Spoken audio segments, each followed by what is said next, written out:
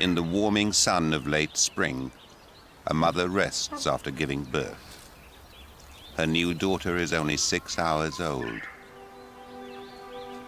But their rest will be brief, for they belong to a troop of the northernmost monkeys on Earth, always on the move through the temperate forest that is their home.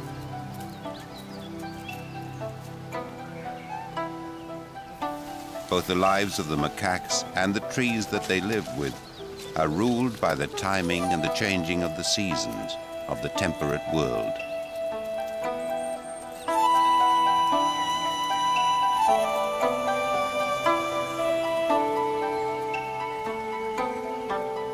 Much of Asia is covered by the temperate forests that stretch from the foothills of the Himalaya to the islands of Japan.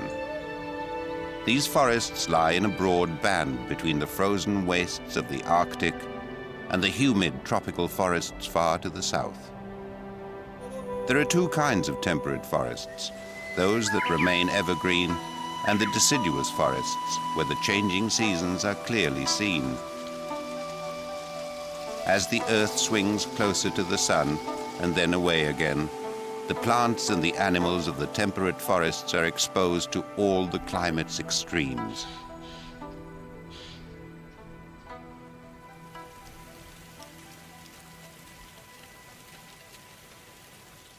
Long ago, when much of the world was frozen in the winter of the last ice age, many trees became extinct. But some of Eastern Asia escaped this ice, and there the temperate forests now contain a greater number of tree species than in the rest of the continent. In Japan, these forests still cover vast areas of her mountains. Forests of cherry and maple, of oak and beech are driven by the seasons, and trees must evolve strategies for survival. In northern Japan, beech trees dominate the forest.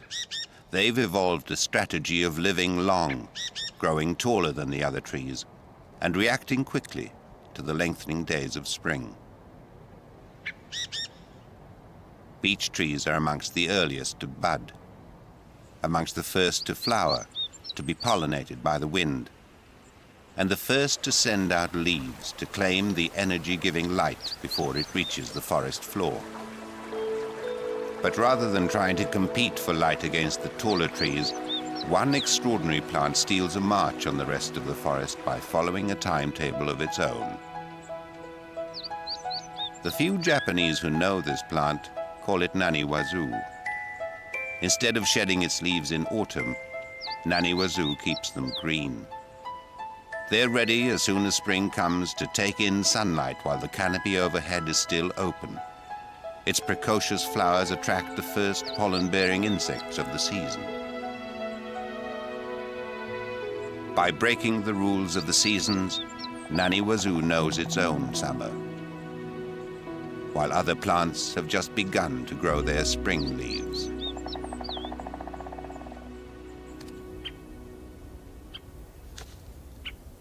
For the forest birds, it will soon be time to breed.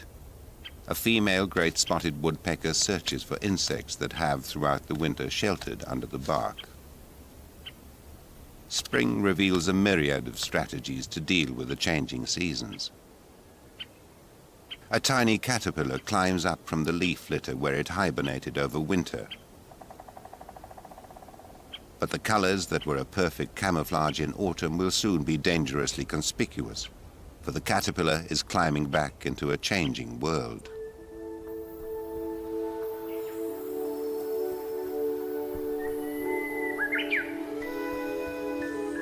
To survive, the caterpillar must follow suit. Responding, like the forest, to the lengthening hours of daylight and the rising temperature, it sheds the skin that looks like a dead leaf and assumes the colors of a spring leaf. The caterpillar mimics the leaves on which it will keep feeding until it undergoes its final transformation into a butterfly of summer.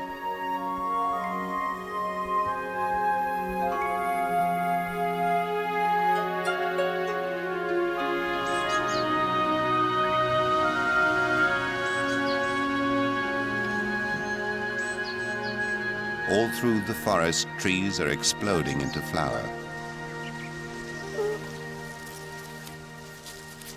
After the long winter months, spring is a time when Japanese macaques make the most of the forest's bounty. Macaques are perhaps the most adaptable of all monkeys. They've colonized many parts of Asia, from the tropics to the temperate forests, adapting and changing as they went. They first arrived in Japan perhaps 500,000 years ago. Japanese macaques live in troops and move within a defined territory. There are 35 animals in this troop, made up of a handful of males and 2 family groups of related females, each led by an older matriarch. This female is about 26 years old. Her knowledge of the forest has been vital, not only for her immediate family, but for the troop as a whole. Japanese macaques are different from other macaques. They're less inclined to squabble than their cousins who live in tropical forests. These macaques are mainly vegetarian, but edible plants are widely scattered throughout the forest. To get enough to eat, the troop must continually move through its territory. What's even more unusual is the degree of tolerance between the male macaques. Ito, at 16 years old, is unchallenged as the senior male of the troop, even though he lost one of his legs in a trap when he was young. He usually stays on the fringes of the family groups, constantly watching. The family group is the very heart of macaque society, and once a female is born into a group, she will never leave.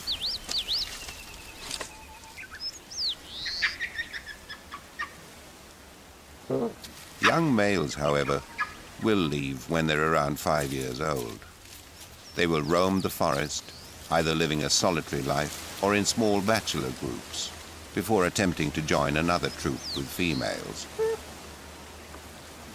In this troop, as well as Ito, there are 2 other big males.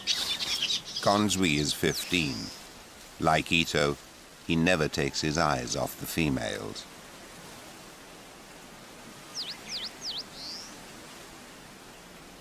And on the very fringes of the troop is another male who has recently joined the group.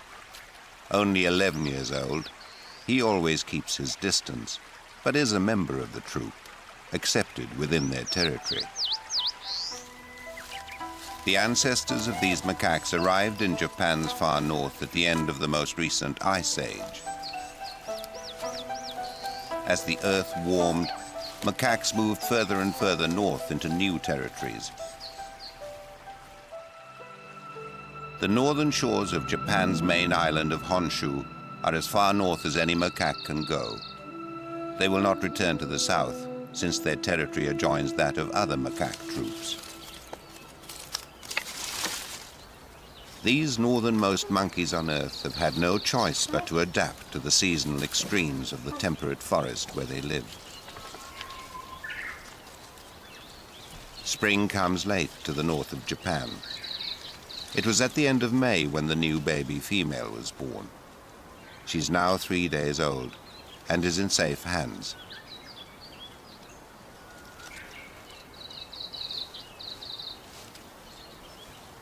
Macaques give birth only to a single infant at a time.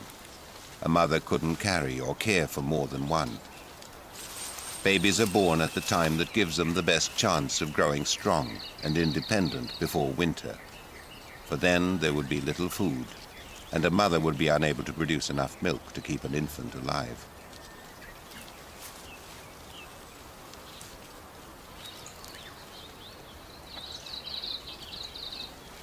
In the gentle spring sun, the baby explores the warm world that is her mother.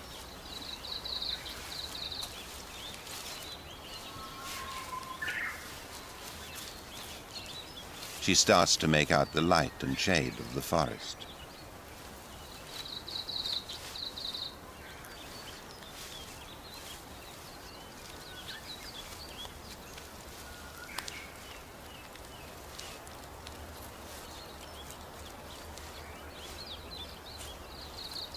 She has been born with a strong instinct to grasp, and strong hands to do so. For almost from the moment of birth, she must be able to cling to her mother as she moves through the forest with the rest of the troop. As the females move on, sometimes calling softly to each other, Ito follows. He may be the oldest male, but he's not the leader of the troop. In fact, they have no leader.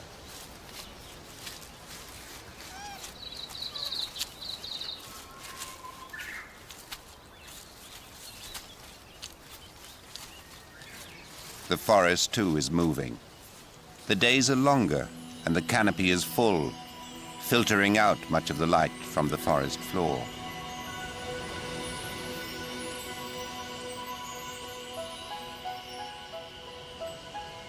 So, for the out-of-step Nani Wazoo, it's time to shut down.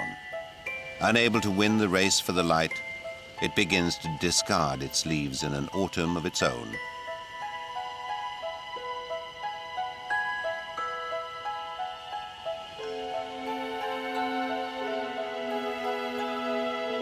But the rest of the forest is reacting to the sun that is rising ever higher in the sky.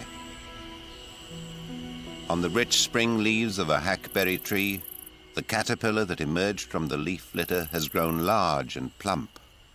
Triggered by a combination of the rising temperature and its own internal body clock, it nears the end of one phase of its life and begins to discard a skin it no longer needs.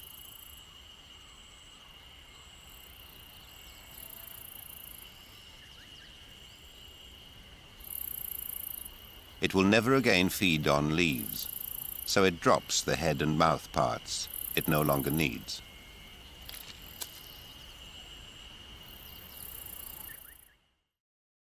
Inside the hardening outer case of the pupa, the body will undergo an amazing transformation, the timing of which is crucial.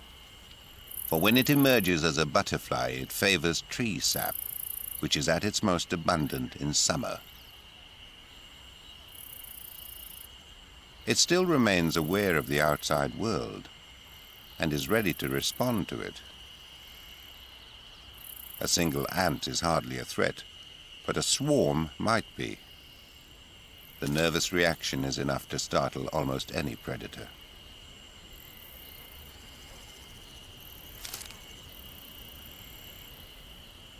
After 2 weeks, a butterfly emerges. It's a female. The males have already appeared and established their territories. She rids herself of excess moisture in her body, then rests for a few hours to let her wings dry. And she's ready to find a mate in the summer forest.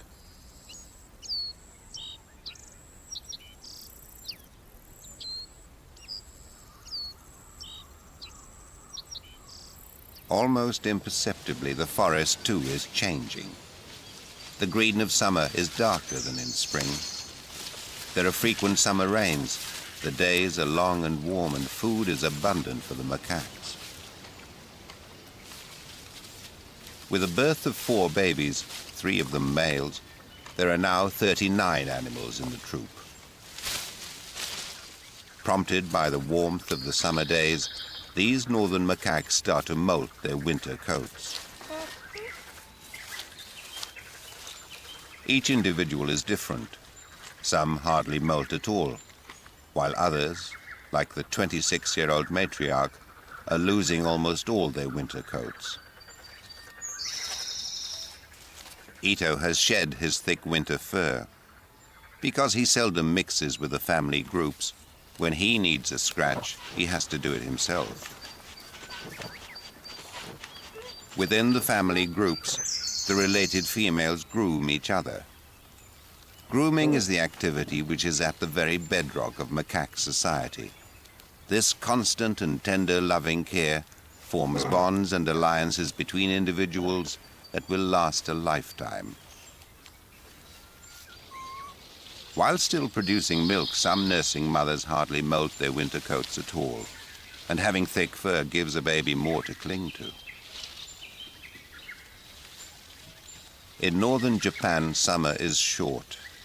These northernmost monkeys on Earth are best adapted to the season which will last the longest, the harsh winter months that lie ahead. It's now late June. The babies are almost a month old. As their mothers rest, they begin to explore their forest world.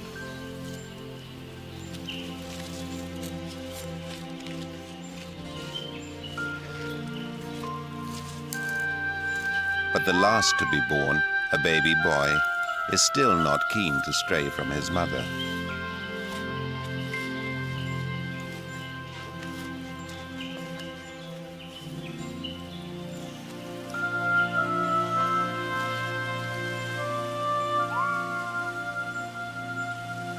The baby girl, the firstborn, is more adventurous. She's already climbing up into the forest.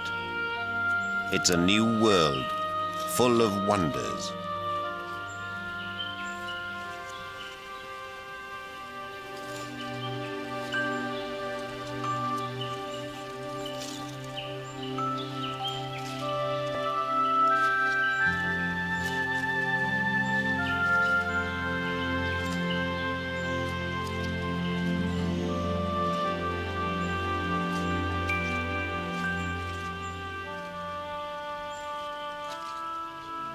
Even at this age, they learn to watch and listen to other members of their family group.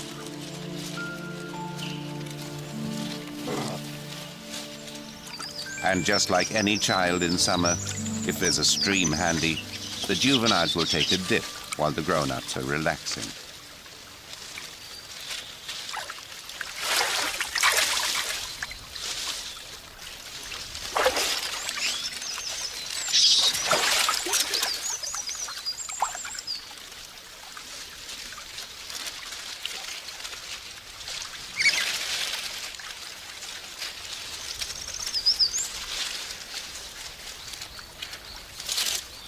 They're careful not to lose contact with their parents. The moment the adults start to move on, the youngsters follow.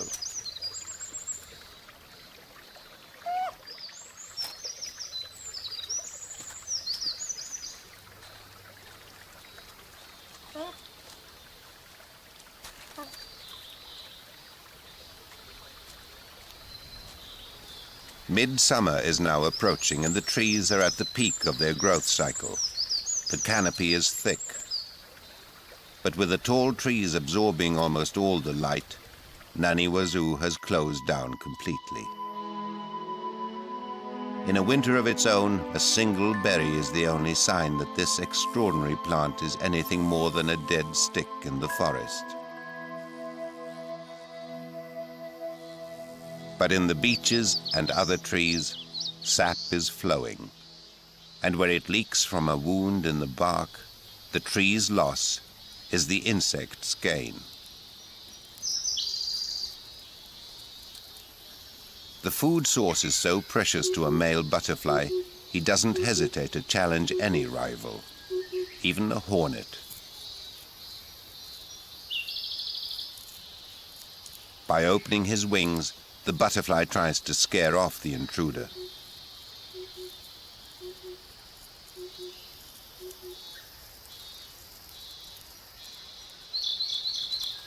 Male beetles fight over the same sap hole.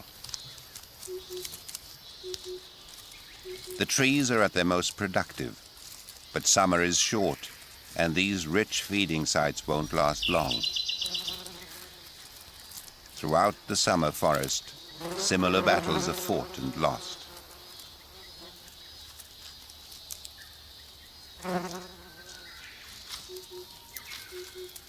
Two male butterflies wrestle over the prize. They have only a few precious weeks to find a mate, and every moment counts.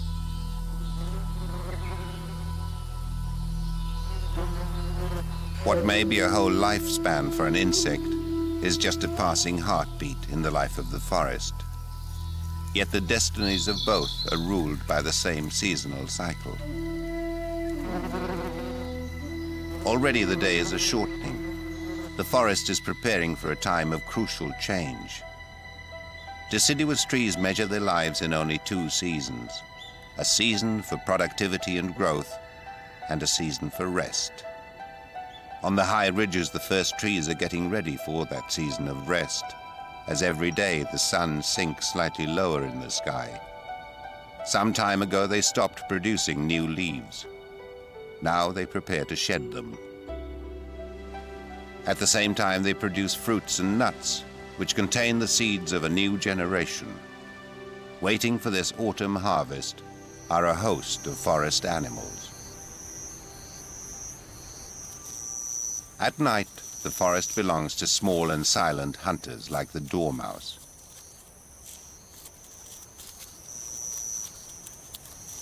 They feed alone, fiercely driving off rivals. Insects are rich in protein and an important food source, but they become scarcer as the temperatures continue to fall.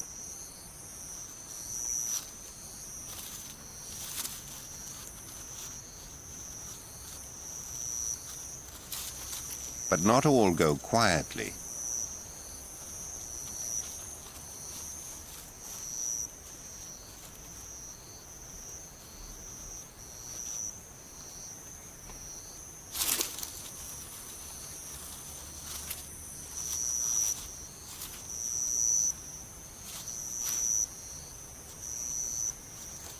A dormouse may only live for 2 or 3 years, and whether it survives for another season will depend on how much weight it gains before going into hibernation, a winter sleep that may last 5 months.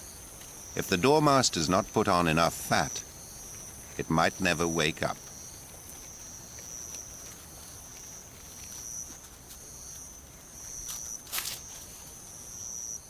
Autumn is also a most important season for the macaques. They too are trying to gain weight for the coming winter. They can't hibernate. To make sure they get the fruit while it's there, they move almost continuously throughout their large territory, from one fruiting area to the next. These northern forests are a relatively poor habitat. Although food is abundant for the moment, the period of plenty will be short-lived.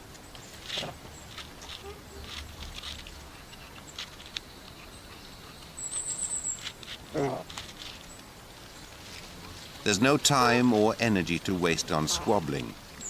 The Japanese macaques' unique tolerance of each other is perhaps one born of necessity.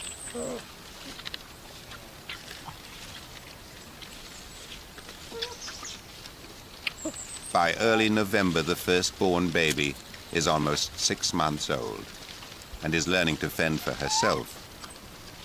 The timing of her birth was critical, for if she wasn't independent by now, she would not survive the coming winter.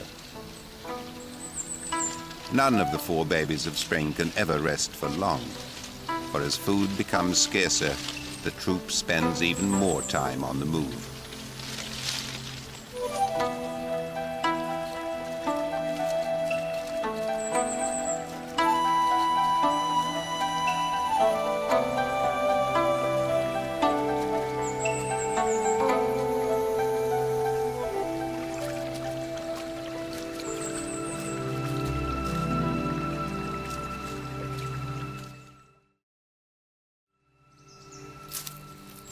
Other forest animals go further than just feeding on fallen fruits and nuts.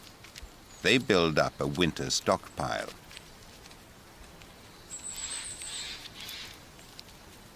A squirrel, always on the alert for predators, peels a walnut before taking it away to store for winter.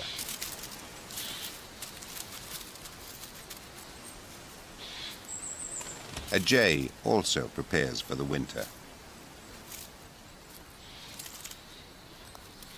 If the acorns are too light, the jay discards them.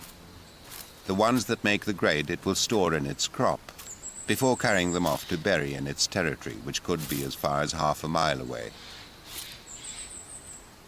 But the jay, like the squirrel, often forgets the hiding place, and some of the undiscovered nuts will germinate and grow. The jay carries the seeds far from the parent tree. Slowly, the forest is being moved. Autumn is taking hold throughout the northern forests. The trees have stopped producing sap.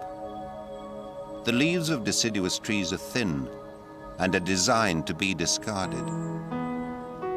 This loss of leaves is a fundamental part of the tree's life cycle. The changing color is a chemical reaction.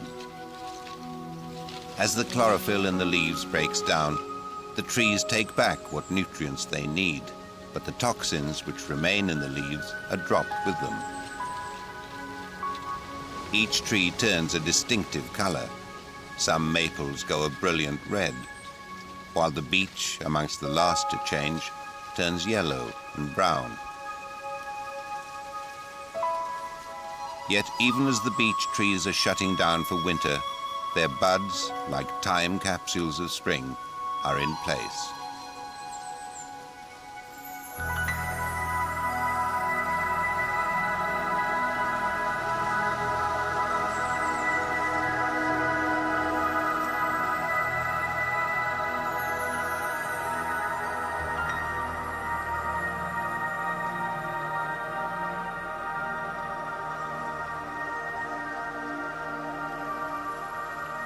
The beech forests reach down to the coast, the northern limits of the Macaques' domain. As more and more leaves drop away, light can once again penetrate to the forest floor. This is the season for which Naniwazu has been waiting. Now it pushes out new leaves to soak up the winter sun unobstructed by the forest canopy. Before long, Naniwazu will be covered by snow, but beneath this blanket, its leaves will remain green, ready to receive light as soon as the thaw sets in.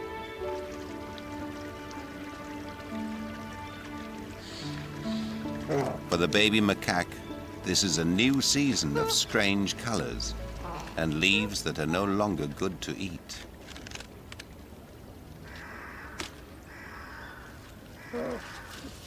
She's still finding out about her changing world, still unsteady on her feet. Whenever they do rest, the family groups indulge in grooming each other.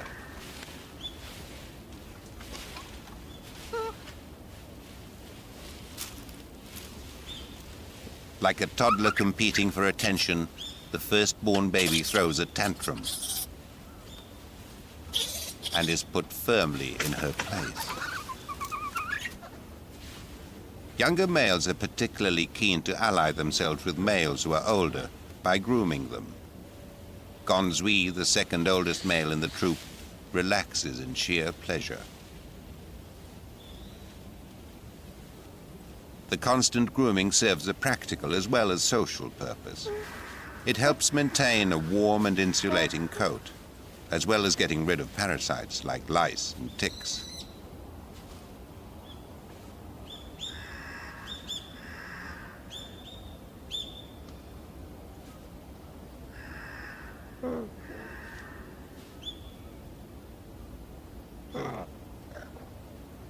The old matriarch is groomed by one of her daughters, while juveniles groom each other.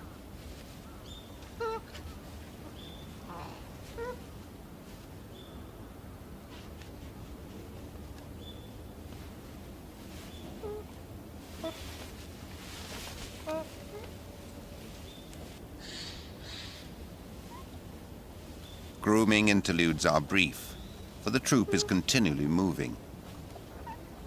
Picking up her infant, a female follows.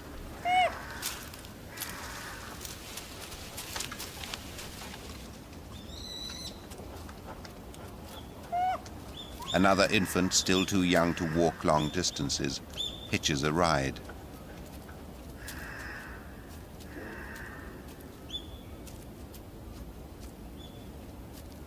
Like the forest, the lives of the macaques are governed by the seasons. Autumn is the time to mate. Gonzui displays his presence, then goes to look for a female. His face now a deep red. Gonzui is in his breeding colors. He moves through the family groups, checking which females are coming onto heat. When females do come into estrus, their faces also turn a deeper red. When a couple pair off, they move away to the edge of the group to mate.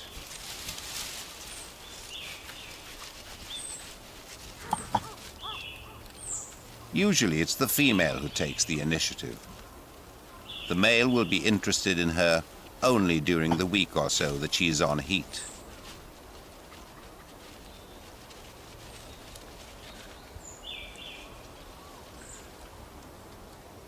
The oldest male Ito is also eager to mate.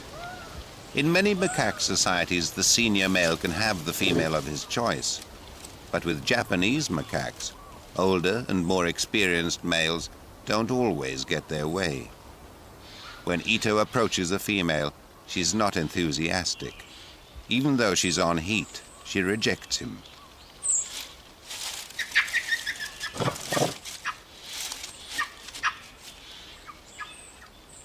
It's often the females who have the final say. This year, all the younger ones chased the 11-year-old male. Her body language is obvious. First, she tenderly grooms him. Then, when he tries to move off, she stops him.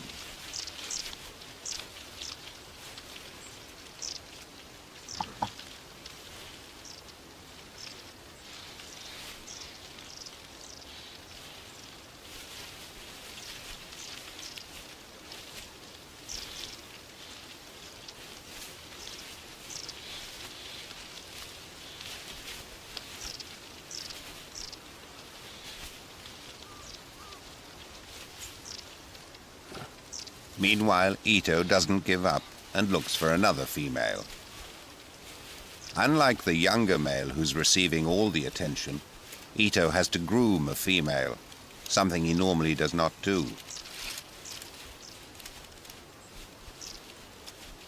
But while she's happy to accept his grooming, she refuses any further advances.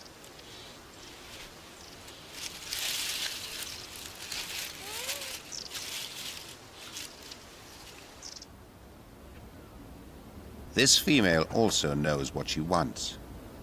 She's chosen Gonzui as her mate. Yet, in another week, she'll have nothing further to do with him. The 4 babies have no interest in the activities all around them as they play together, and what they get up to is of no interest to the males, who probably don't even know who their children are. Mating for these northern macaques must take place at the right time. Too soon and the babies will arrive before spring when it's still cold and there's little food. Too late, and the babies won't be mature enough to survive the coming winter. As the troop heads off again for new feeding grounds, Ito makes one more hopeful display.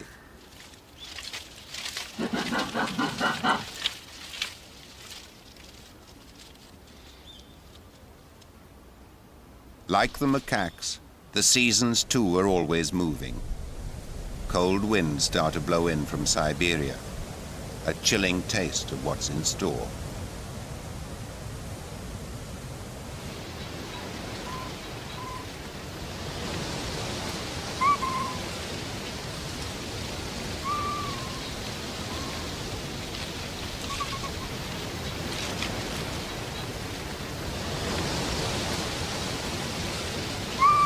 The first of the winter snow slurries blows in. Although it's still too early for snow to settle, winter is about to tighten its grip on northern Japan.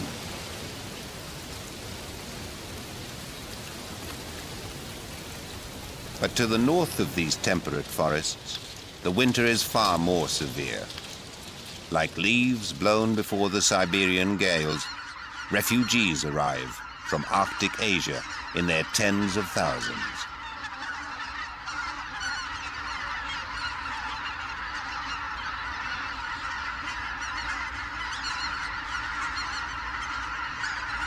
White-fronted geese, swans and ducks seek out the few northern lakes that will not completely freeze over. No matter how harsh the winter gets here, the one they've escaped from will be far worse.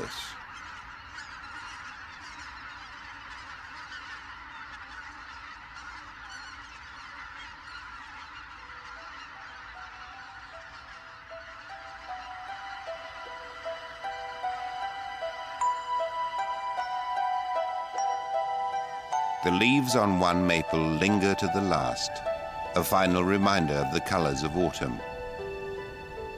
Below, the forest floor has surrendered to the cold that will endure for 5 more months. The shortest day of the year is still some way off, but already the forest has shut down.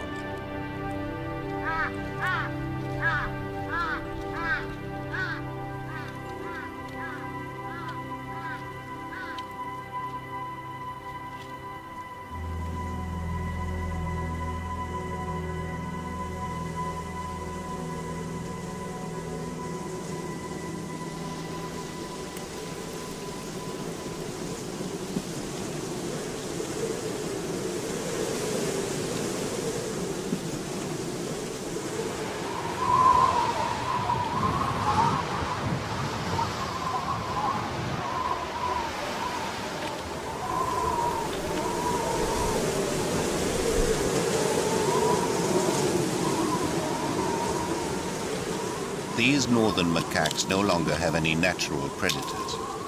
Their biggest threat is winter itself.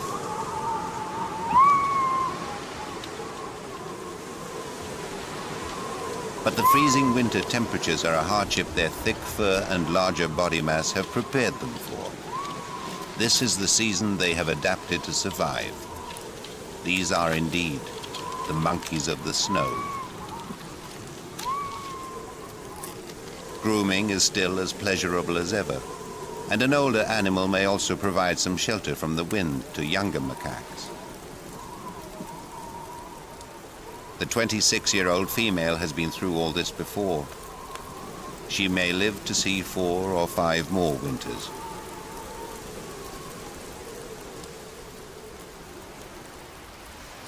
In the deep snows, the macaques move only when they must. Each journey drains heat and costs energy. Over the winter months, a macaque can lose as much as 20% of its body weight. They stay in the trees as much as they can. It's easier to travel, and they lose less heat through their hands and feet. They rely for nourishment mainly on the bark of trees.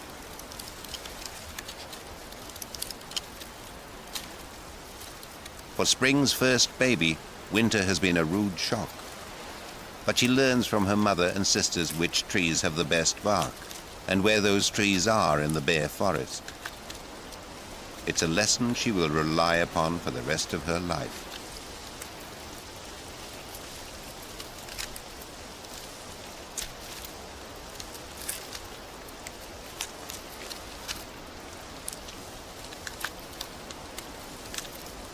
Where they can, the macaques supplement their diet by eating winter buds. But these macaques seldom stay in one place long enough to do permanent damage to the forest. The beech trees keep their buds safe within a hard outer case which can withstand the freezing temperature. Inside, the new leaves wait for the longer days of spring that will trigger their growth. The seeds that have dropped to the forest floor lie beneath an insulating blanket of snow, which keeps the temperature constant. These seeds need a prolonged period of cold before they germinate, almost as if they can recognize the time when spring is approaching. Like the macaques that live in them, the trees have adapted to the long months of winter.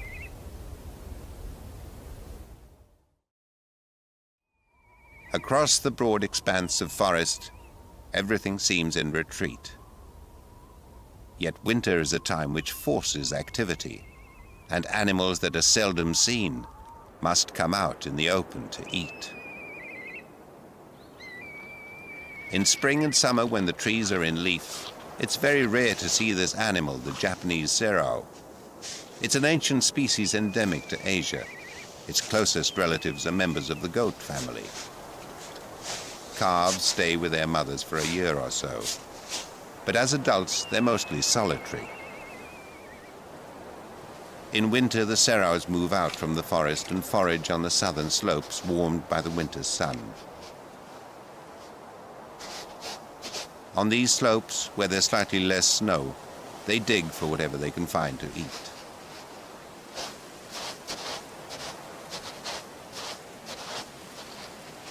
Like the macaques, they also eat bark and the winter buds of trees. The ancestral forms of these strange animals have a fossil record dating back millions of years.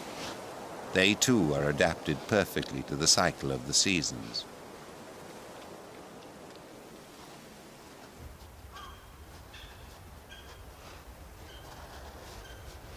To find food, the macaques must move every day. But when the air temperature drops below freezing, they try to move as little as possible. At these temperatures, the snow will cling to their hands and feet, draining even more of their body heat away.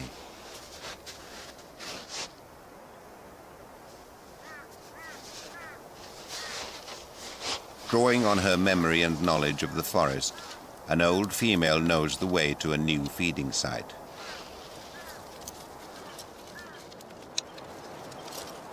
The rest of the troop share her knowledge.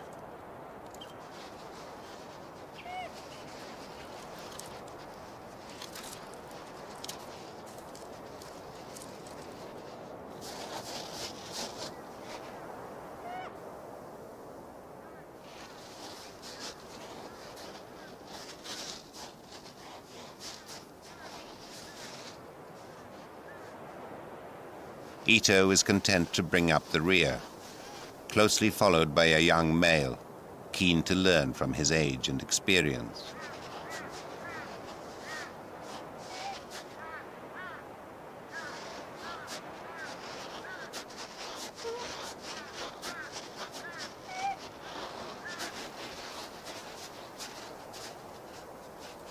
Once they arrive at a feeding site, they all climb into the trees away from the cold of the clinging snow.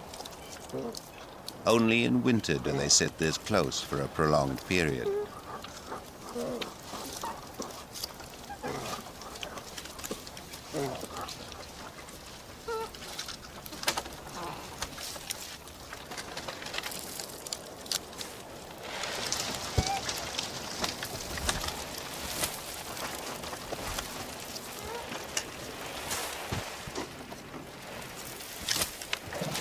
Even though temperatures are still well below freezing, the sun is once again climbing higher into the sky, and the days are beginning to lengthen.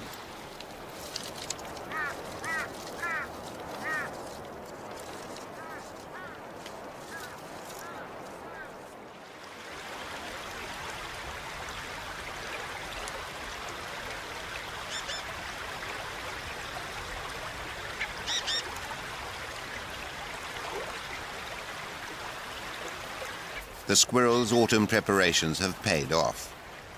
During the few hours that they're active each morning, they search for the remaining walnuts they buried before the snows came.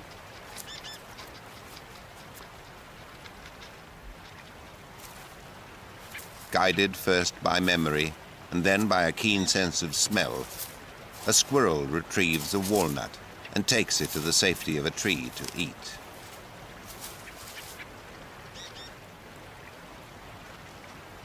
It can take as long as 30 minutes to crack open a nut, but the prize is worth the effort.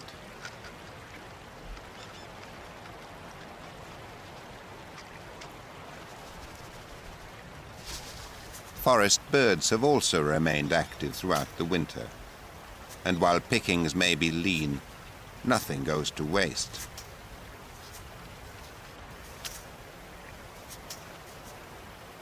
A freezing mist rises into the morning air, and as the days continue to lengthen, some trees begin to pump sap. But the air temperature is still many degrees below freezing, cold enough for icicles to form. Where maple branches have broken in a storm, icicles of sweet sap take shape. creating a tempting delicacy for small birds.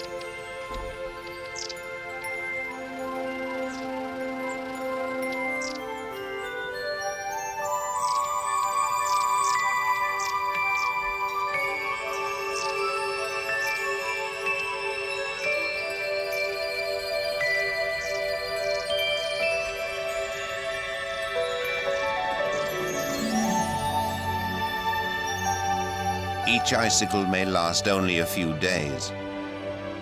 The rising temperatures mean that even as a Japanese white-eye licks at it, the frozen delicacy is already melting.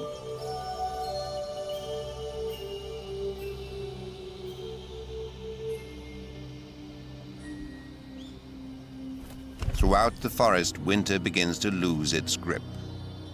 But this interval between seasons is still dangerous for the trees. Their soft new shoots are moist and vulnerable. A sudden frost or freezing snowstorm could easily kill them, and the tree's long preparation for spring would be wasted. Gradually across the forest, the thaw takes hold. Insects are returning, and with them, their predators.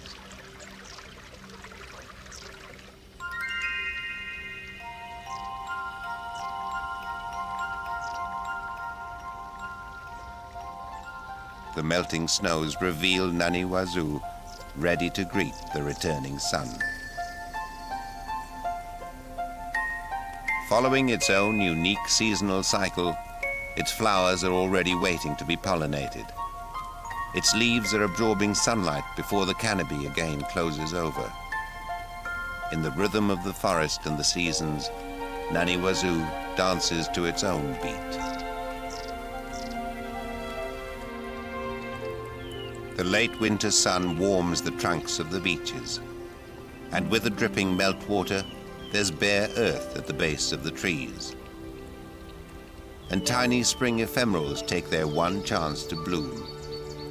Like the strange Naniwazu, they can only compete by staying a step ahead of their rivals. The melting snow reveals more and more leaf litter.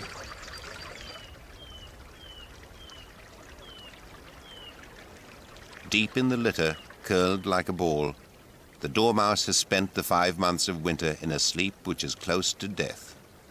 Its body temperature has remained almost at freezing. It has breathed only 4 or 5 times an hour.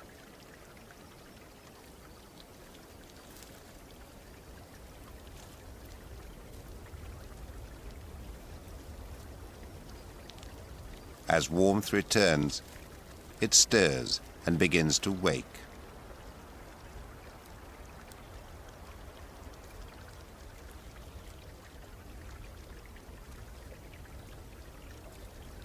It shivers to regain body warmth.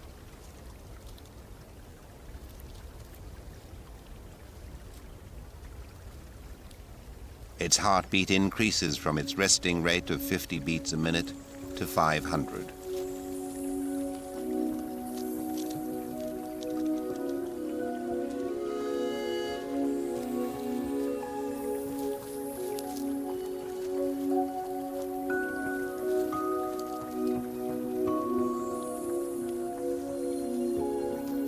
It has survived on the reserves of fat from the previous autumn, but has lost much of its body weight.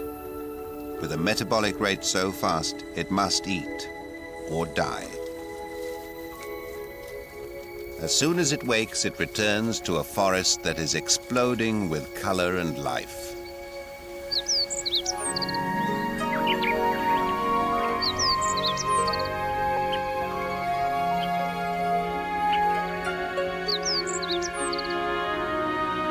With the orchestrated precision of a symphony, the forest reacts to spring.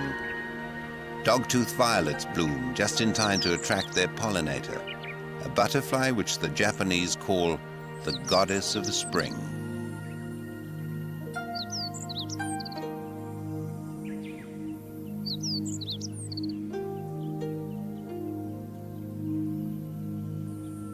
Unlike the butterfly of summer, the spring goddess feasts on nectar, distributing pollen as it flies from one flower to the next.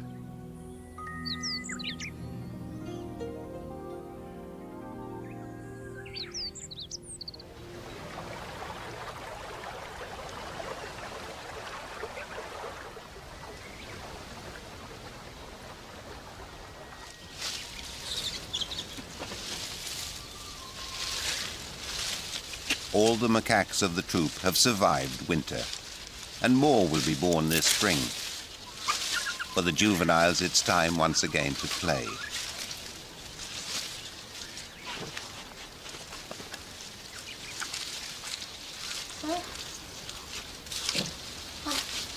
The seasons of the temperate world have completed another cycle. Once again, there is plenty of food.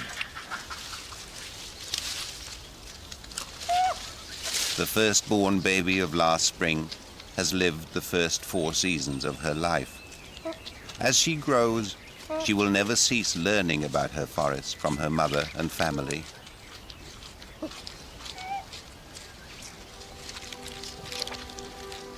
One day she too will choose a mate and give birth. She may grow to become the matriarch of a family group, using her knowledge and experience to guide future generations through the changing seasons of the forest, as the forest, in its turn, follows the ancient rhythms of Asia's temperate world.